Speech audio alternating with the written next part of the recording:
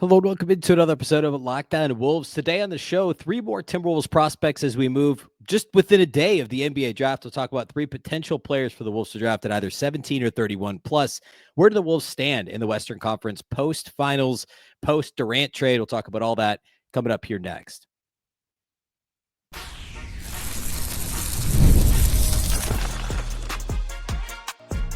You are Locked On Timberwolves, your daily Minnesota Timberwolves podcast. Part of the Locked On Podcast Network, your team every day. Hello and welcome to Locked On Wolves podcast, part of the Locked On Podcast Network, your team every day. My name is Ben Beecken. I'm the host of Locked On Wolves. Today's episode is brought to us by FanDuel. Right now, new customers can get $150 in bonus bets when your first $5 bet wins. Happy Tuesday, everybody. We are just a day away from round one of the NBA draft, which means we are nearly done with the pre-draft coverage, the preview of the NBA draft. I'm going to do three more prospects today. Then tomorrow is the big board.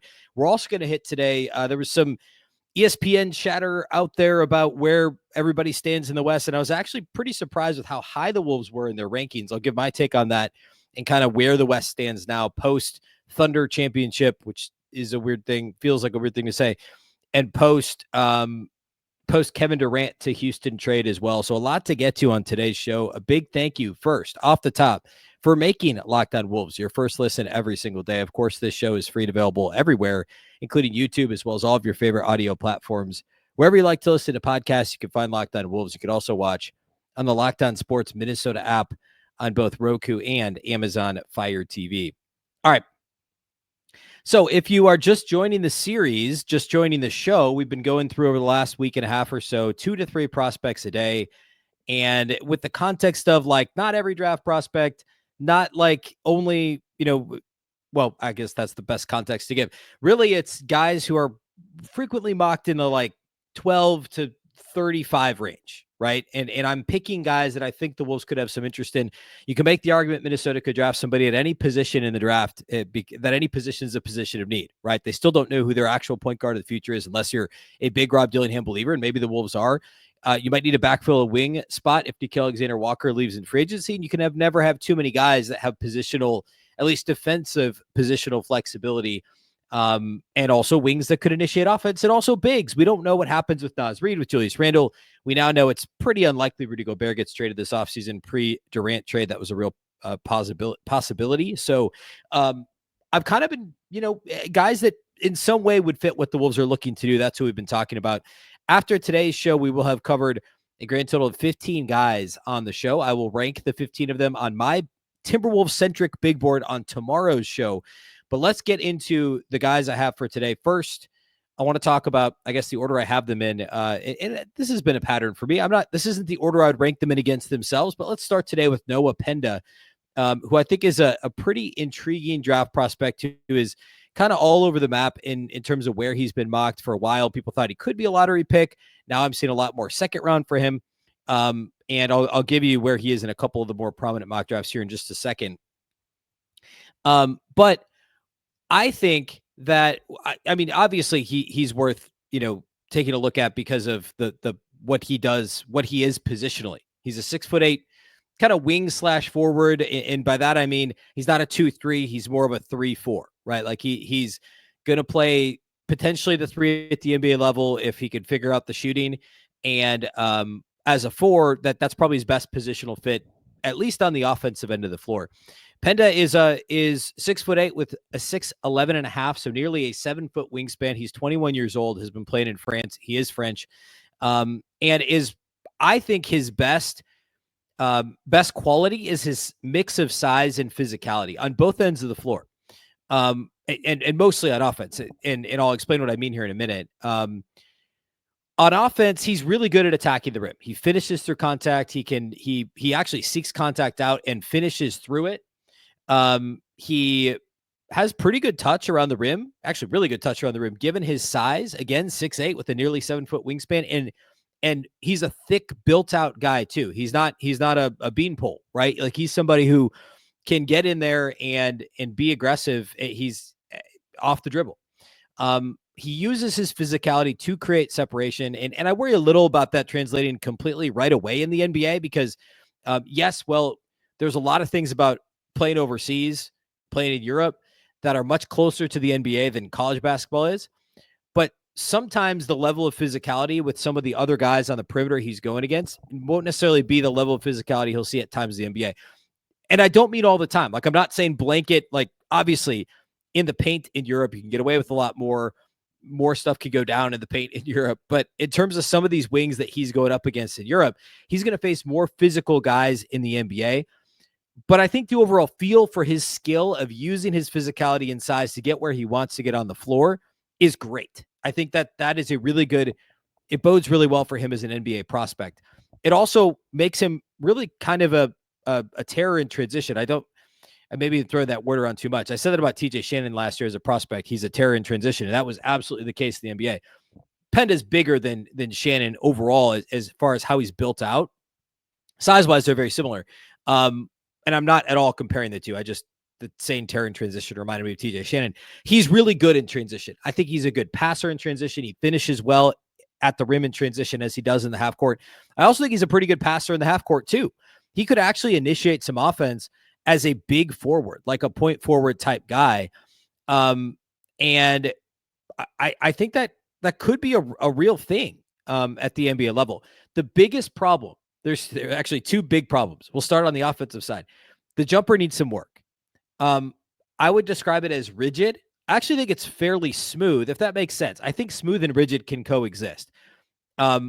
His form is fine. He just doesn't look comfortable when he shoots the basketball.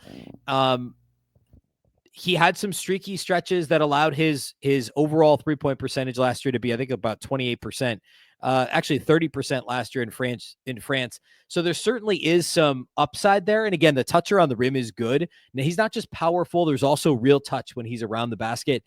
And I think that gives me some hope that he could, apply some oil to that jumper, and perhaps it becomes a little bit less rickety as he moves into the NBA. He was just sub 70% as a free throw shooter. He was 70 of 101 at the line. So one miss shy of 70% there, or one make shy of 70%.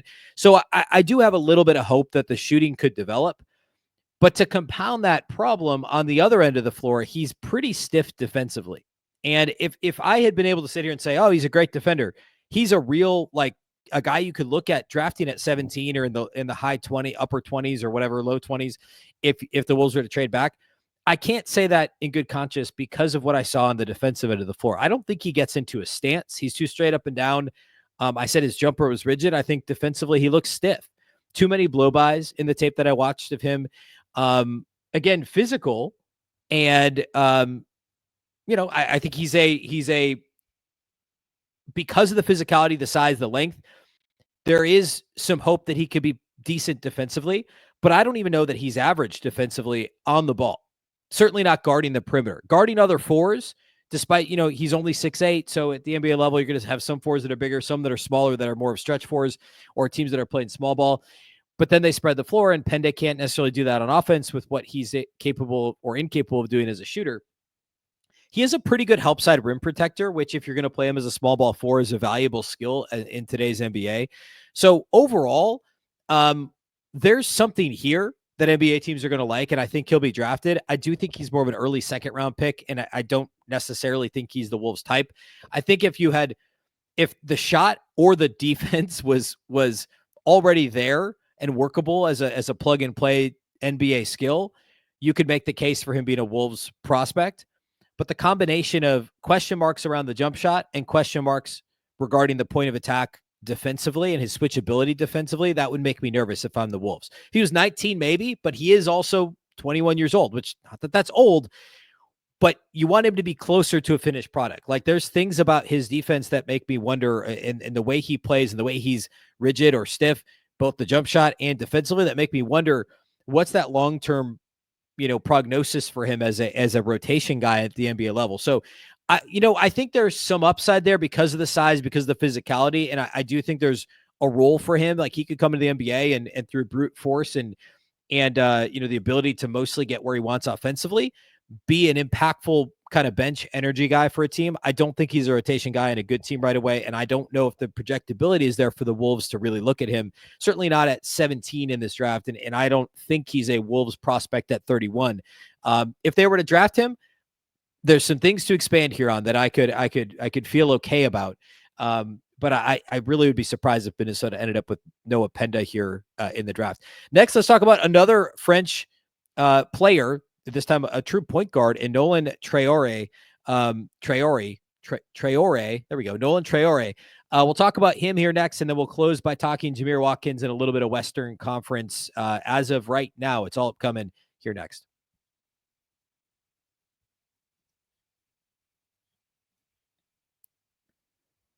Today's episode of Locked On Wolves is brought to us by our friends at Monarch Money. Ever check your bank account and wonder, where did all my money go? Between dining out, online shopping, and entertainment, it is easy to lose track, and that's where Monarch Money comes in. Your personal CFO giving you full visibility and control over your finances. Monarch Money isn't just a budgeting app. It's a complete financial command center. You can track all your accounts, investments, and spending in one place, so you stop just managing your money and start building wealth. When I started using Monarch, there were several things I realized. One was how much I spent on food delivery, just a habit I got into. Now I can budget smarter and save more. Maybe the best thing, though, is the all-in-one convenience of it. So you don't have to juggle multiple apps. You can just use Monarch to check your finances and track spending and even plan long-term goals. Take control of your finances now with Monarch Money. Use the code LOCKEDONNBA at monarchmoney.com for 50% off your first year. That's monarchmoney.com, code LOCKEDONNBA for half off your first year. Today's episode is also brought to us by our friends at Open Phone. If you're running a business, you know that every missed call is money left on the table. Think about the last time you had an urgent need, maybe for a plumber or service provider. If the first person didn't answer, did you wait? Probably not. You moved on, and that's why you need Open Phone. Open Phone is the #1 business phone system built to streamline and scale your customer communications, all from an app on your phone or computer. Open Phone lets me manage business calls and texts from a single app. The shared inbox feature is a game changer. Your team can jump into any conversation instantly without missing a beat. Plus, their AI agent handles after-hours calls, answers common questions, and captures leads so you never miss a customer. OpenPhone is offering my listeners 20% off your first 6 months at openphone.com/LockedOnNBA. That's OpenPhone, OpenPhone.com/LockedOnNBA. Plus, if you have existing numbers with another service, OpenPhone will port them over at no extra charge. OpenPhone. No missed calls, no missed customers.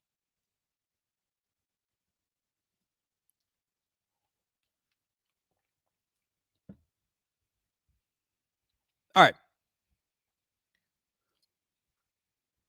Let's talk about Nolan Traore. Nolan Traore is a true point guard with good size. Another French player, played in France last year. And again, I said this when I talked about some of the really more undersized. I guess we did talk about a couple of guards too. I mean, like Ben Seraph is really a point guard. Yegor Demon is more of a big combo guard. We talked about Jace Richardson, who's a small combo guard. I would say that of the guys we've talked about so far on this show, and guys who I could see the Wolves having some interest in,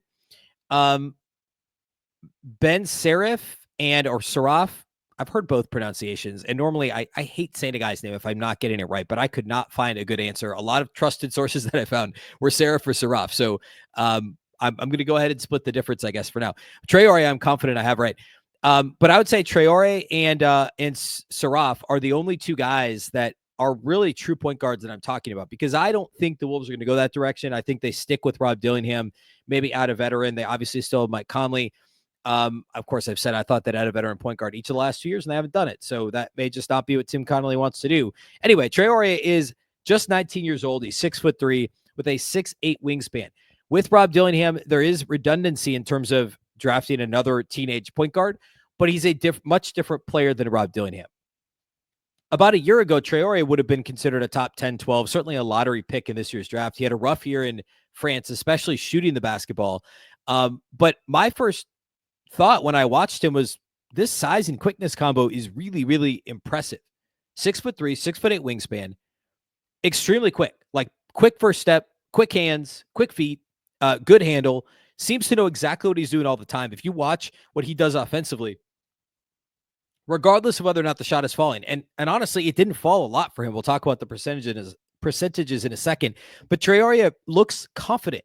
He looks like he has better than solid feel for what he's doing at any given moment on the offensive end of the floor.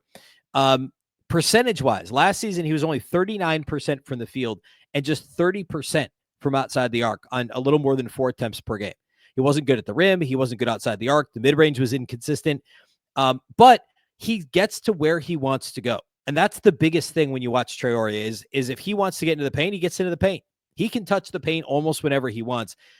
There will be more athletic point of attack defenders in the NBA, longer defenders at the point of attack in the NBA. But his ability and confidence to get to where he wants on the floor is massive. And again, at that size and just 19 years old, he could grow a little bit. He's going to get stronger. But 19 years old, 6'3" with a 6'8" wingspan is very impressive. He touches the paint all the time. He gets downhill very easily. I think he's solid in pick and roll. There's obviously going to be growth there. And honestly, I think his shooting form is better than what the numbers say. The jumper from the outside, yes, inconsistent is probably the best word, and that's a fair word to use for somebody who was sub 31% on three-point shots last year. But the overall form, certainly the head, shoulders, the arms, like the upper body, the torso looks good. The legs are a little bit wonky sometimes when he's shooting. It's like he likes to shoot off balance more often than he should. But if he can straighten that out, I actually like the shooting form when it comes to Traore. And at point guard of that size, who can get to where he wants and touch the paint when he wants and get head and shoulders past the defender when he wants and make a defender uncomfortable, that can also add that shot, is pretty impressive. And it's easy to look at a 19-year-old that didn't shoot well and be like, all right, there's a low floor for this guy. But I actually think he's got a pretty decent floor. I think he could come into the NBA now and hold his own as a backup point guard on the right team. And I think there is a star ceiling. I truly believe that Traore has an all-star level ceiling because of, again, the knack to get where he wants, the confidence to think he can get where he wants whenever he wants. He's a really good passer. He's not a Jaeger Demon level passer. I don't even think he's a Seraph level passer. It's closer there. But I truly, truly, truly believe that Traore has all-star level potential. I would argue his ceiling is similar to Rob Dillingham's. The floor is maybe a little bit lower, and I know Dillingham didn't play this year, so that's maybe a weird thing to argue.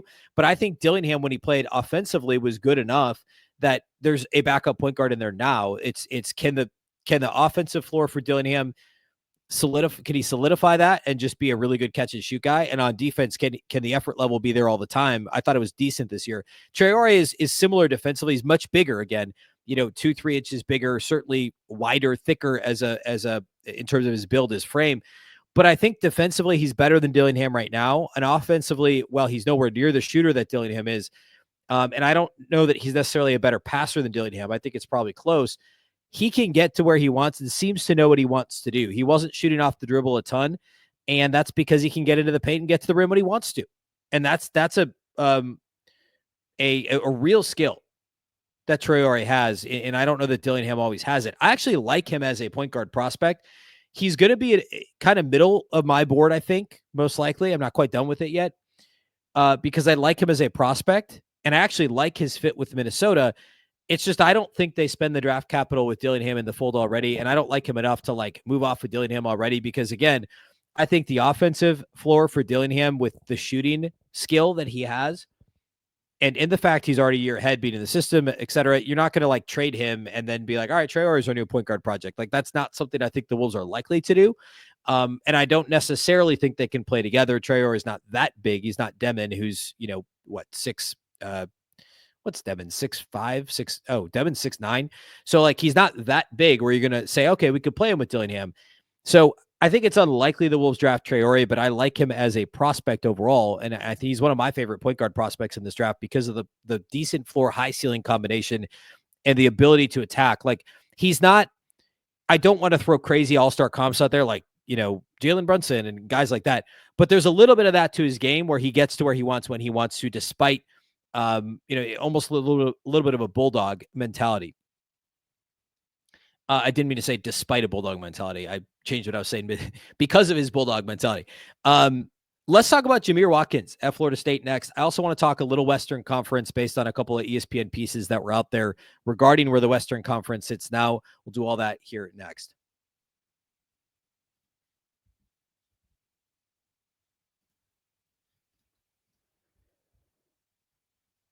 Today's episode of Locked On Wolves is brought to us by our friends at FanDuel, our title sponsors at FanDuel. Summer sports are in full swing now. We are past the NBA.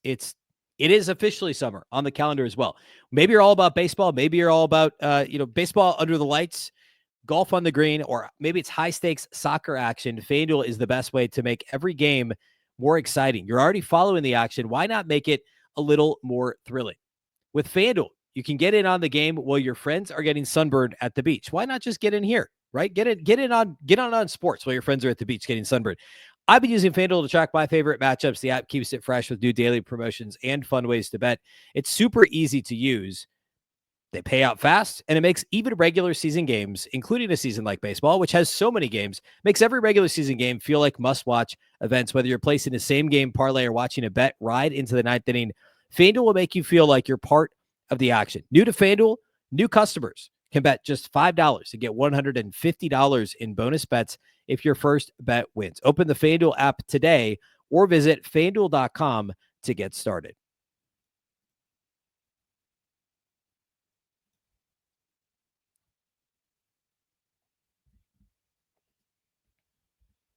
All right. Let's go ahead and talk about Jamir Watkins out of Florida State. And I want to start. I want to be clear about this. He's a second-round pick. I think he's a second-round pick. I think there's a shot the Wolves get him if they trade back in the second round.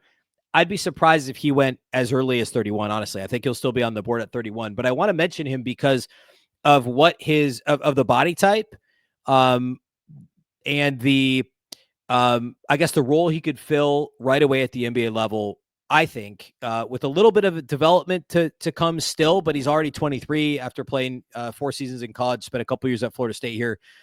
So I think there is still some upside there with Jamir Watkins. So I want to talk him out a little bit here before we get into some of the Western Conference stuff.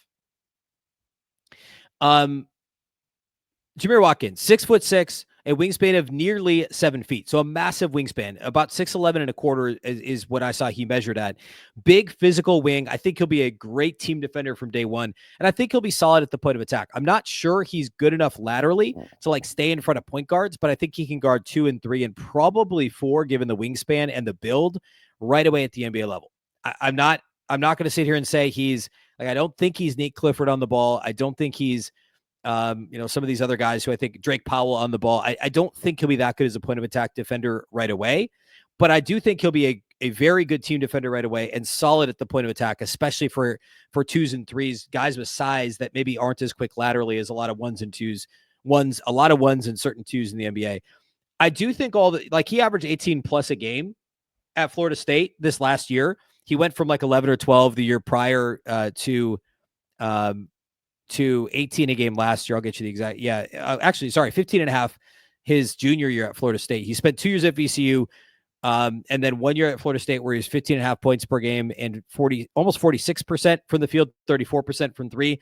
Last year, the scoring went up, the volume went up, and the percentages went down. He lost 3% on his overall field goal percentage and 2.3% on the 3-point shot, just 32% from 3 this year. All the tools are there offensively. You don't score 15 and a half plus a game 2 years in a row in the ACC without having the tools offensively. The tools are there as a scorer. He just did it at a high volume.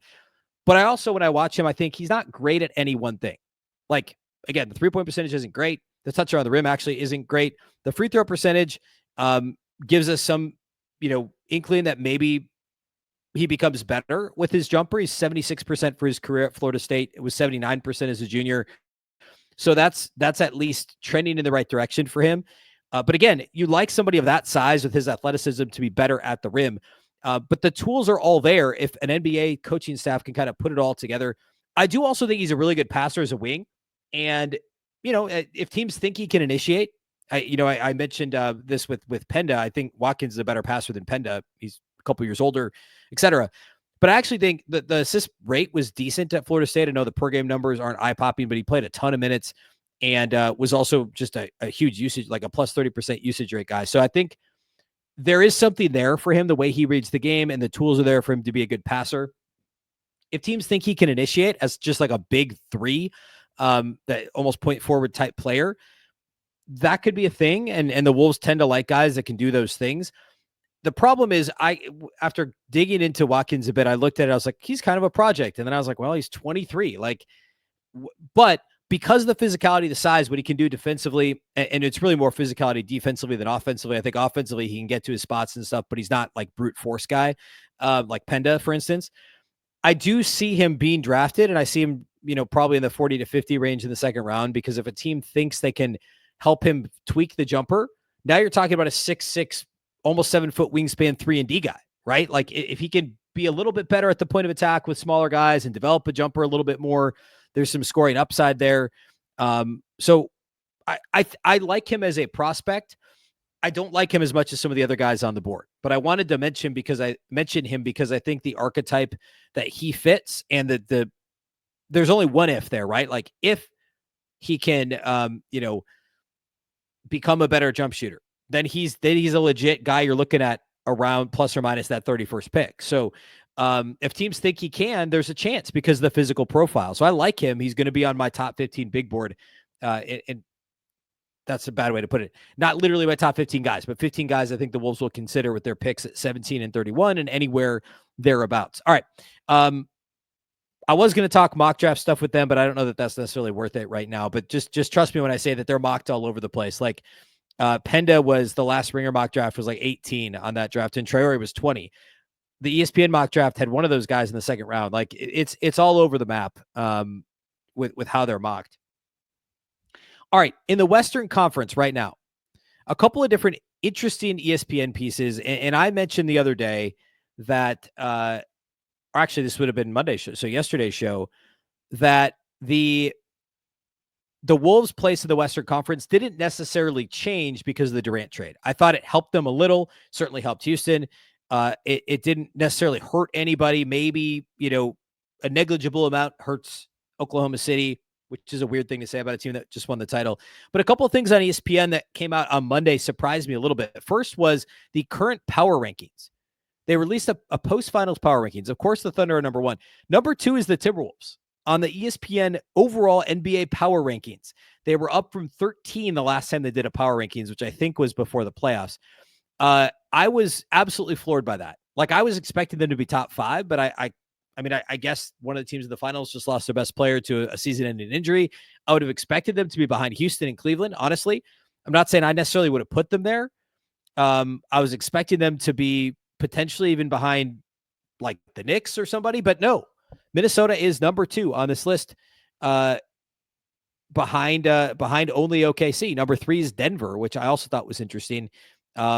Although, maybe with a healthy Aaron Gordon, they have it. Like, remember, OKC got pushed to 7 games by Denver. So between Jokic and some of the injuries they had, and obviously the tumult they had with the head coaching change in the final weeks of the regular season, I get it. Cleveland's 4 on this list. I understand that. Houston at 5 feels about right. The Pacers at 6 is probably a little high with no Halliburton. The Knicks at 7 feels right.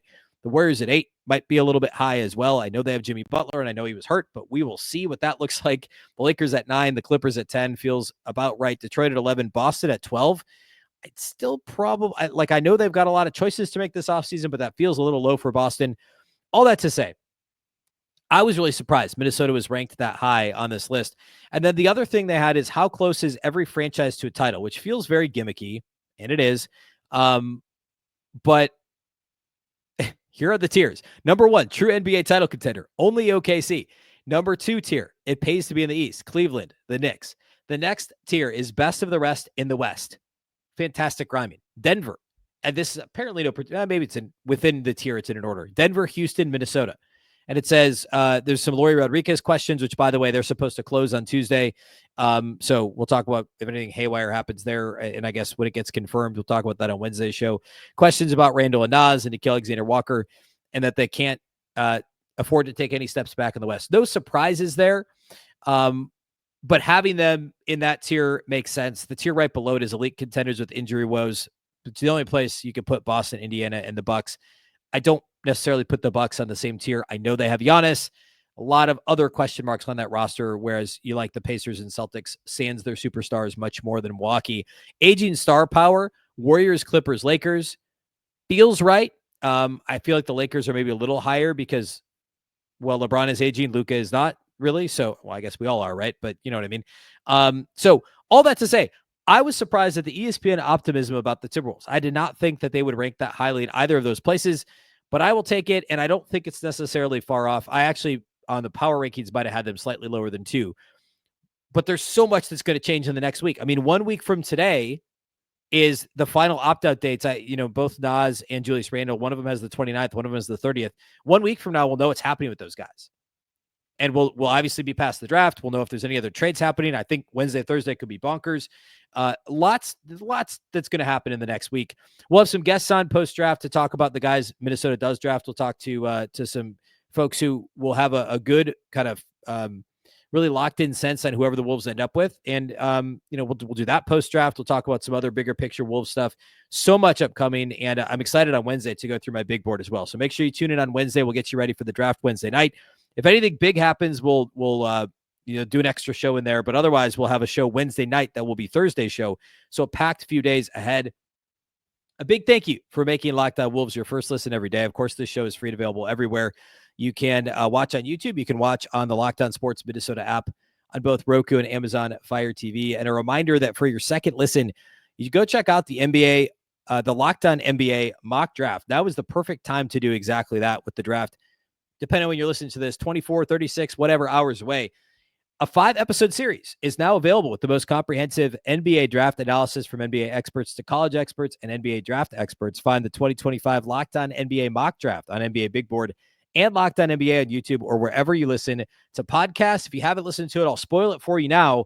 I did draft Nick Clifford. He was on the board for me at number 17, and I selected him on behalf of the Timberwolves in that mock. So go listen to all those episodes. It's a ton of fun.